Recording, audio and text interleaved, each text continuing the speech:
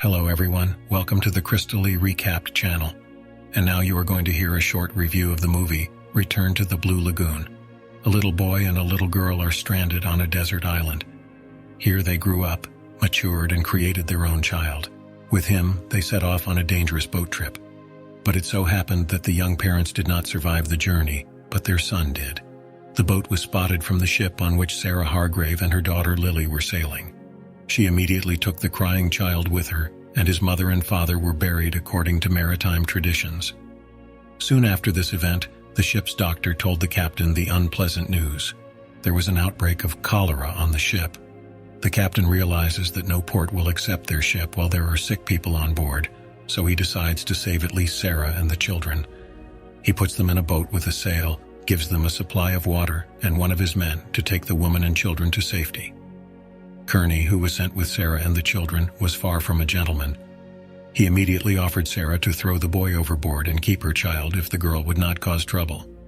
Moreover, the supply of fresh water is enough for one person for a long time, but if you divide it into 4, it will quickly run out. So Kearney refuses to give the children water. The boy, whose name is Richard, and Lily begin to cry, which infuriates Kearney. He reaches out to throw Richard out of the boat, but Sarah grabs a harpoon and hits the sailor several times. The man drops dead and Sarah coldly throws him into the water. However, they have to swim for a long time. The water supply is running low and the ocean does not end. Finally, the boat washes up on the shore of a tropical island. Sarah unloads the children and her trunk with the things she has packed, despite the protests of the assistant captain. She uses the boat's sail to make a canopy to protect them from the rain and sun. Underneath it, Sarah makes a modest shelter for herself and her children. Sarah has experience living in harsh conditions, so she quickly made a coconut processor, found where bananas and other fruits grow, and learned how to fish. However, during a storm, she realizes that living on the beach under a canopy is not the best idea. She takes her children and goes in search of a quieter and more secluded place on the island. After a while, Sarah finds herself on the shore of a blue lagoon. The place seems simply fabulous and Sarah decides to move here. Nearby, she finds a hut in which Richard immediately recognizes his home. He goes inside and calls for his mom and dad, but they are not there. For Sarah, this hut becomes a real salvation. Together with the children, they move in. Then, on top of the highest part of the island, Sarah builds a large bonfire, which she will light when the ship appears on the horizon. Sarah keeps a calendar where she marks the full moon. During this period, local savages become more active on the island. They come to the northern part of the island to make sacrifices, so she forbids her children to go there. Despite the fact that Sarah is cut off from civilization, she brings up her children according to the rules of the civilized world. She instills in them good manners, teaches them how to behave at the table and with each other. Sarah believes that they will be taken away by a passing ship, and then no one will be able to blame her for raising them badly. The children grow up, they are very friendly, they have fun swimming, catching pigs and learning how to get their own food in the sea. Sarah told Richard that she is not his real mother, but the boy still considers her his mother. The children begin to ask questions about male and female anatomy, and Sarah explains to them the rules of becoming a man and a woman. She tells Richard that his body will change, and hair will start growing on his face, and Lily that she will start bleeding and grow breasts. The children go out to sea to go fishing, and Lily has already caught one fish, but Richard's catch is taken away by a shark. He curses the marine predator, but can do nothing. While fishing, their boat gets unhooked from the reef and starts drifting towards the shore. The children have to be cunning to get to the boat. They distract the shark with a fish they caught and swim to the boat. At home, they are both reprimanded by Sarah for coming home so late. Gradually, Sarah, Richard, and Lily learn everything they need to do on the island.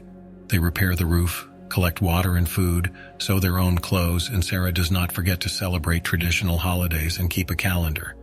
But one day she gets sick. A common cold turns into pneumonia, and Sarah dies.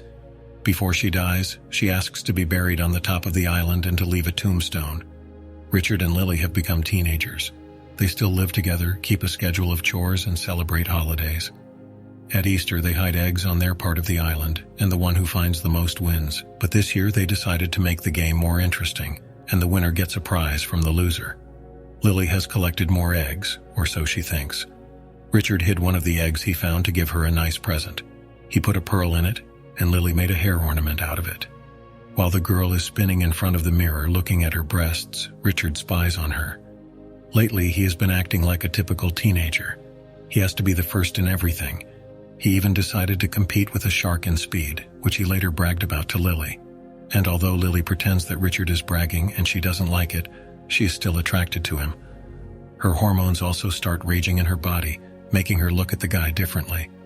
One morning she started bleeding and realized she had become a woman. Now she and Richard sleep in different beds, and Lily has managed to live through this moment alone. Although the guy later found out about the girl's bleeding, Lily also learned something about Richard's morning body features. The sight of an erection excited and made her laugh. The hormones in Richard's body were so wild that he began to do more and more rash and risky things. For example, he traveled to the northern part of the island, where he found terrifying skeletons of dead people and then met savages. To avoid being noticed, Richard covered himself in mud and watched the savages' rituals. When they finished and left, Richard took the spear of one of them, but then someone appeared from behind the trees in the clearing. Richard pointed his spear at him and was going to pierce him, but he didn't, and they smiled at each other and went their separate ways. Lily spent the whole evening looking for Richard, and when she found him, they decided never to quarrel again. They kissed at sunset to seal their promises, and then Lily and Richard got married. They wove their rings together and had a ceremony. Since then, Richard and Lily have lived as husband and wife. One day in their married life, they saw a ship at sea, and the young couple rushed to the fire to light it. But they were afraid and decided to wait. They watched the sailors through a spyglass, trying to figure out if it was safe to show themselves. But when they saw a girl in a boat sailing toward the shore, they hurried to meet her. The team was surprised to see civilized people on a lost tropical island. Richard and Lily introduced themselves to the captain of the sailboat, Jacob Hilliard, and were introduced to the captain's daughter, Sylvia. The girl immediately set her eyes on Richard, and the crew members kept their lustful eyes on the half-naked Lily. Richard and Lily invited Jacob and Sylvia to dinner. They told them about their lives, and in return the captain and his daughter brought them clothes to cover their bodies. The couple showed the sailors where they could get water, and Richard helped with carrying the barrels. Sylvia began to seduce Richard, which made Lily jealous. When Sylvia found out that instead of dancing, the couple just jumped around like children, she decided to teach them how to dance and started with Richard. Offended, Lily ran away from the lesson. When Richard and Lily went to bed, the boy confessed that he was attracted to Sylvia. The next morning, Lily began to imitate Sylvia, but instead of wearing makeup, she put on war paint, which Richard did not like, and he sent her to wash her face and went to teach Sylvia how to fish. The girl tried to seduce the boy, but Richard rejected her advances. He loves Lily and does not want to hurt her. While Lily was washing under the waterfall, one of Quinlan's sailors was watching her. He had his eye not only on the young body, but also on the pearl that Richard had given the girl. He dragged Lily into the hut and demanded that she give him the pearl. She called for help, and when Richard heard her cry, he rushed into battle. But it was not easy to deal with an adult sailor, hardened by long voyages. Quinlan grabbed his rifle and shot Richard, but he didn't have time to finish the job. The guy was fast and agile. The rest of the team and the captain came running at the screams and sounds of the struggle. They forced Quinlan to stop, otherwise he could have strangled Richard. When they pulled him away, Richard took off running, and Quinlan chased after him. On a coral reef, he fell and broke his forehead. From time to time, he stopped to shoot, but all the bullets flew by.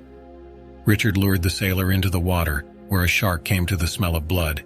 It grabbed Quinlan and dragged him underwater. The captain and crew got ready to leave. They invited Richard and Lily to come along, but they refused. They don't need the civilization these people brought with them.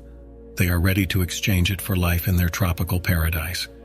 Moreover, Lily is expecting a child and does not want it to grow up in a world of deceit and cruelty. Lily gives birth to a healthy and beautiful daughter, and the three of them live happily on the island. This is the end of the movie. That's all for today. Subscribe and like if you want more videos like this.